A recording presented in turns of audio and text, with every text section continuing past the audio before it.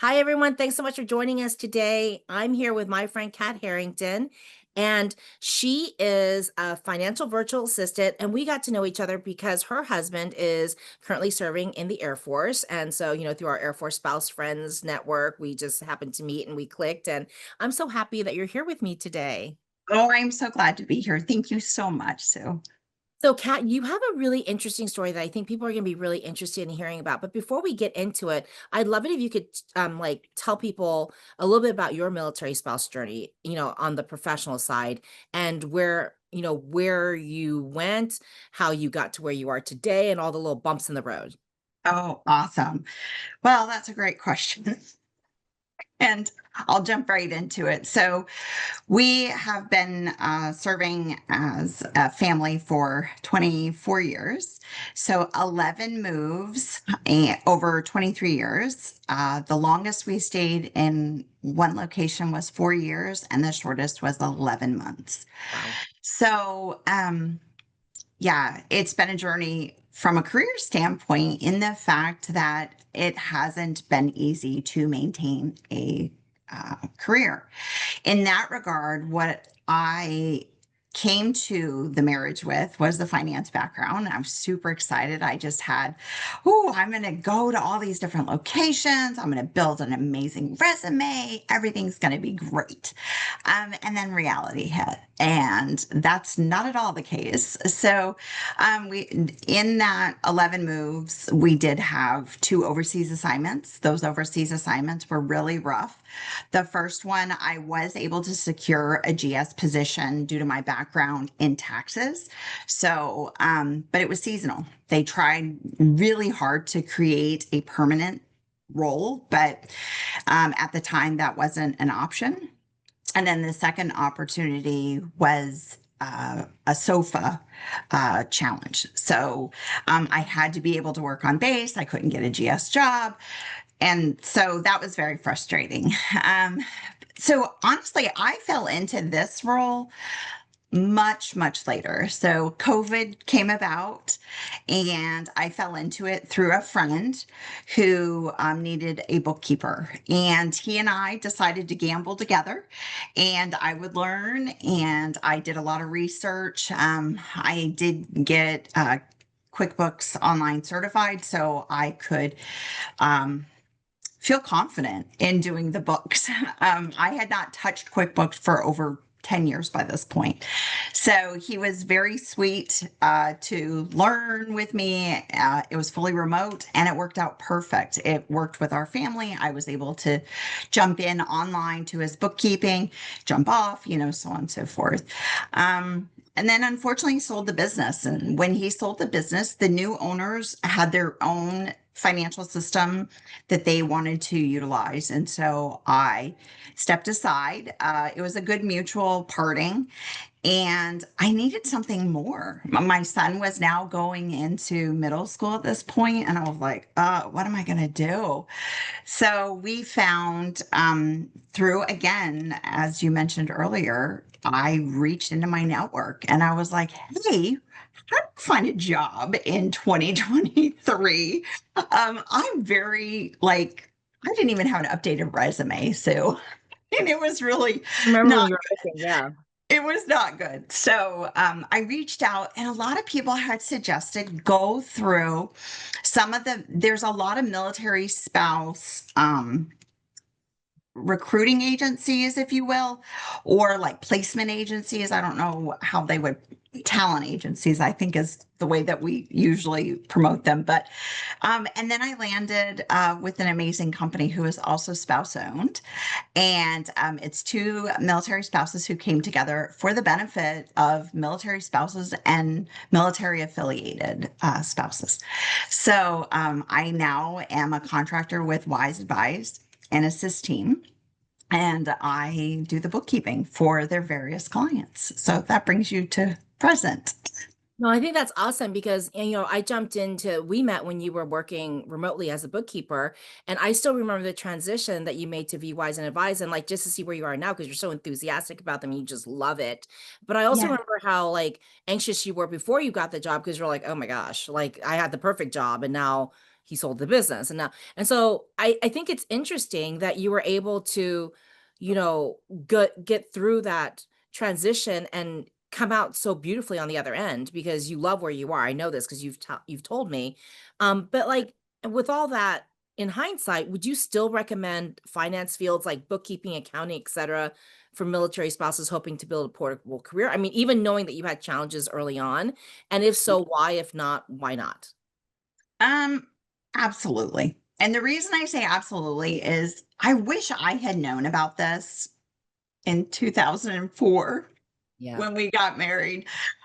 Because my finance was boots on the ground. I was doing construction budgets. We were doing loan administration. I worked in banking, and that's really what I thought I wanted to do. And Right. what I realized was it's very um, short-sighted. It's very here and now. It's not very transferable. Although banking as an industry can be transferable, even currently, I'm watching some of my friends who are in the finance field struggling to leave bank first, for instance, or to leave or whatever, because the transition isn't one for one. Right. Whereas in bookkeeping, it's principle. It's all about principle. Do you know the platform? And especially QuickBooks Online, it does it for you. It's very easy to learn and it's extremely lucrative. And the thing that is the best part, it's in demand. And because it's in demand right now, I think every spouse should have something in their back pocket that just in case we end up overseas or we end up somewhere where we can't find the traditional job, we can definitely fall back on ourselves. So I think it's a great opportunity to be as big as you want or as little as you want, but And I want it's to go easy. back to something you said a couple steps back because you mentioned that like you hadn't touched QuickBooks in forever, so you went and took a refresher course. Is that easy to do? Like if you are somebody who's not from a traditional finance field, or if you're somebody who is a little bit rusty because you haven't done anything in a few years, is it easy to get back into? Oh, absolutely. And I think that's the beauty of the internet now and our exposure. There are so many YouTube videos. My gracious, you could go into anyone. I personally really enjoy um, QuickBooks training.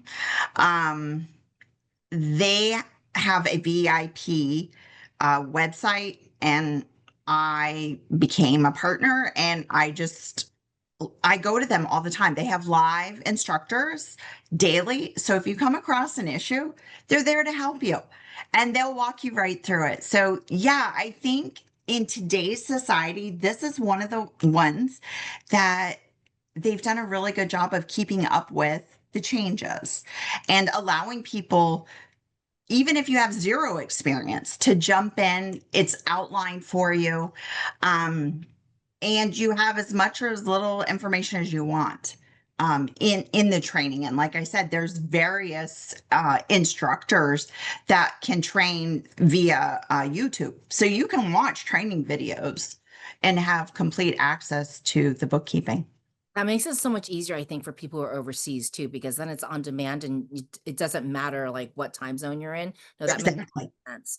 And Mhm. so, you know, like just knowing, like you're touching on technology and how it factored into your transition points, you know, like as you were pivoting and, you know, bookkeeping for one person, one company versus like being a virtual assistant. What else did you do to make it easier for you to start and stop your career again, aside from the technology? Well, aside from technology, I really love to learn. I really want to gain skills everywhere we went. From a mentor standpoint, my mentor was extremely encouraging to not just sit behind the closed doors. And that's really part of the down part of my military spouse career. When I did meet my mentor, it was after 6 months of being hidden in a house because I didn't want to come out. I was very nervous. I was very scared. My husband was in a role that took him away 2 weeks out of the month. He was gone all the time and left me a sticky note, Sue, that said, if you get sick, call this person. Oh my God. And it was on the fridge. We were young married. We didn't have our Those son until sensitive much men. later. Yeah. It's all good. But it was what it was. So I I think with that, um volunteering helped. It Yeah. helped get me out of my box. Yeah. It helped me really quickly ascertain if I wanted to do that skill or not. And I know volunteering isn't available for everybody. I get that. Everybody's journey has to be different, but that's the way I did it. I just poked my nose wherever I could to learn. And if I found something, man, did I just grab on. And like I can, for instance, in Belgium, I worked at the dog kennel. I worked at the dog kennel so I could be around animals. And I was like, I don't want to do this forever, but man, if I could get some puppy love, fantastic. So I just show up every Sunday for 2 hours and let the dogs out. That's all I did. There was nothing else. But it taught me, and I don't think I want to do that. Like I don't want to run that kind of business, but Actually, just as important to know what you don't want to do as it is to know what you want to I do. think so. We told our son that, when he was in high school, a lot of his friends were working. I'm like, we need you to do some internships. Like we'll pay you, but we need you to do internships because if you could go into college kind of knowing what you want to do, great. But if you could go knowing what you don't want to do, that would be so helpful. And Absolutely. I think that advice still holds for me. I mean, I think it's just as important to know what you don't want to do as it is to know what you do want to do. And I want to touch on something else you said, which is everybody's journey is different. So I Yeah. really appreciate you saying that because sometimes we put these videos out there and we have these conversations, and I think some people might misconstrue it as we're telling you that this is the only path. No.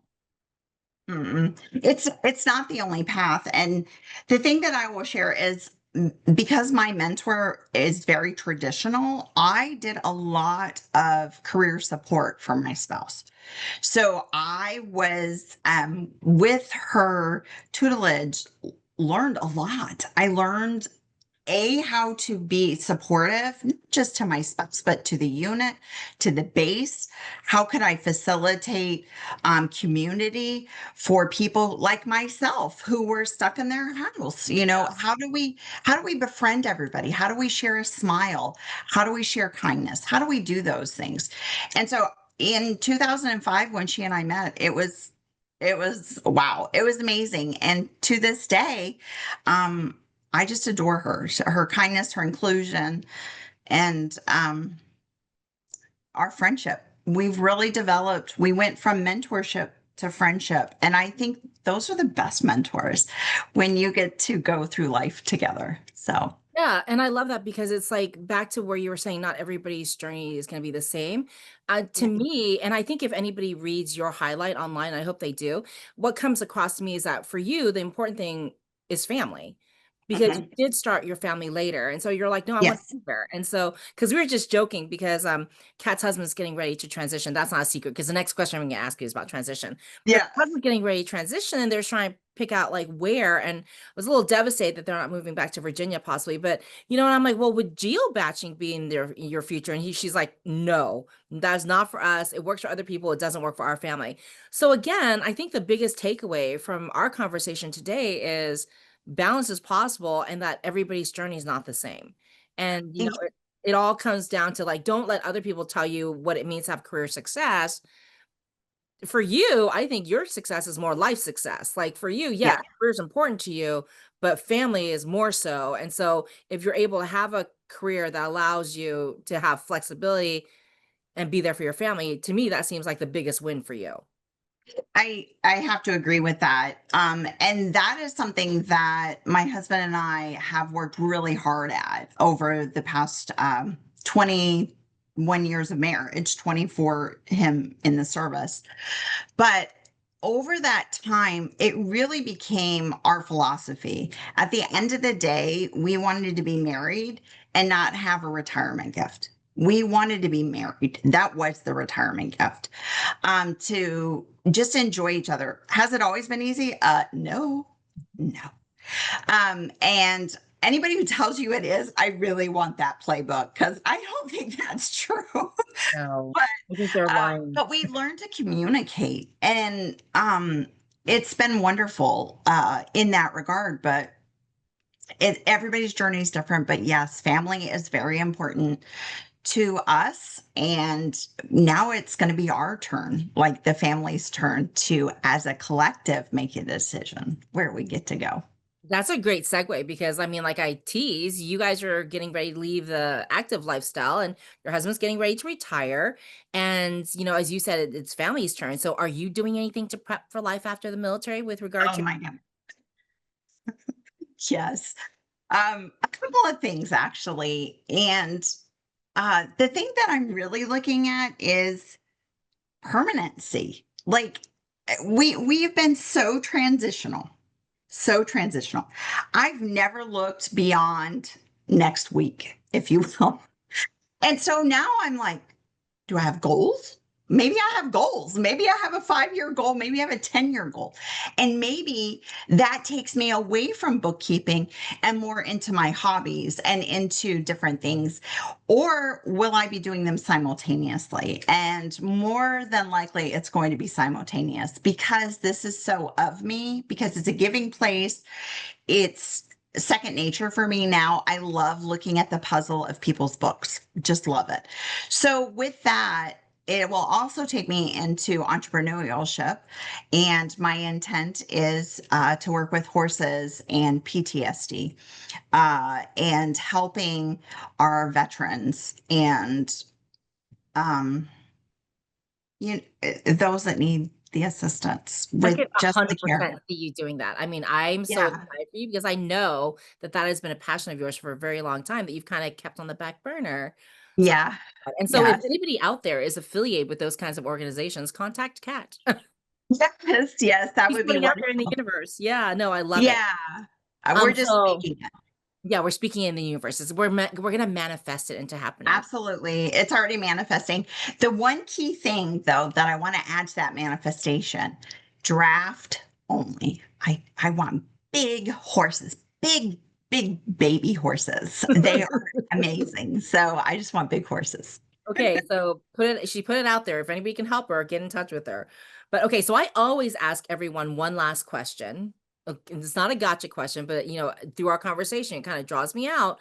And I think what I want to know from you is I think you were 26 when you got married. So now Yes. that you guys are on the other side of I think 26 when you got married and entered the military lifestyle. So now that you guys are on your way out of the active military lifestyle, like, is there anything you would tell your 26-year-old self? Like the person who's like getting ready to be married into this lifestyle, what would you tell her? Um, Honestly, I think two things. The first thing is listen to your gut. Listen to your gut and make friends quickly. They will be your tribe and they will take you and hold you through the times that you need them. But also, it's okay if you don't mesh with everybody. Know that of yourself. And so I make friends extremely quickly. And then I also don't make friends extremely quickly. And I say that with tongue in cheek. And the reason is not every personality meshes. And I don't have enough time, as I previously said, 11 months in a location. I don't want to force a relationship. I don't. So take your time, enjoy the journey, and make good choices. Because it goes by fast, doesn't it? It's so goes fast. I can't even believe it. No, it's so great. I can't wait to see your next chapter. But I think that's a great lesson to end on. So I'm just gonna say thank you. Thank you so much, Kat, for joining us. And thank you guys for joining us. If you have questions for Kat or if you have connections for her regarding working with veterans and horses, please drop them in the comments and we will make sure to get them to her. And thank you to our friends at USAA for making these conversations possible. And we hope we see you guys here next week. Bye, guys.